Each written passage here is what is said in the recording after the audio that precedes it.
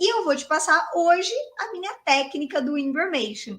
Essa técnica, parafraseando aqui meus alunos, tá, gente? Os go-getters, eles falam: Information é vida.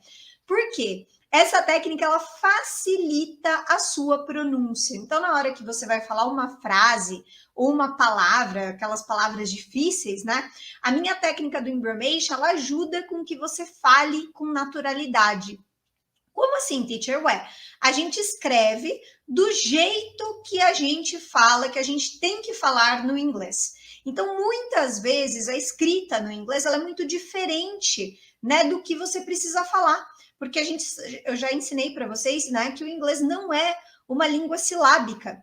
Ela é uma stress-timed language. Então, muitas vezes, as palavras somem, né, a palavra é comida no meio, um monte de sílabas se junta, os sons são reduzidos. Vocês já viram vários exemplos aí no conteúdo de ontem, né? Então, hoje eu vou mostrar para vocês a técnica que eu aprendi com o meu professor e que eu facilitei mais ainda para ensinar para os meus alunos e que eu ensino há quase 10 anos dando aula. E é a frase que eu ouço, gente, há quase 10 anos: Information é vida, o Information salvou minha pronúncia, eu realmente consegui falar depois do Information. Isso é uma coisa que os meus alunos falam demais, e eu vou compartilhar hoje aqui com vocês, tá?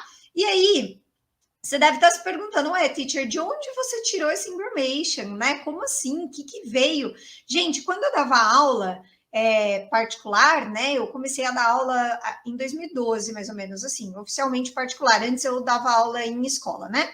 E aí depois eu dei aula particular e em escola ao mesmo tempo. Porém, quando eu estava dando aula particular, eu tinha muito aluno iniciante, né? Muito, muito, muito. Sempre foi o meu forte, os alunos que estavam começando, porque eu tinha muita paciência para explicar, e enfim, eu fui criando o método Beaher, que é o que eu vou apresentar aqui. A base de pronúncia do método Beaher é o Information. E aí esses meus alunos, eles começaram a ver muita facilidade no Information.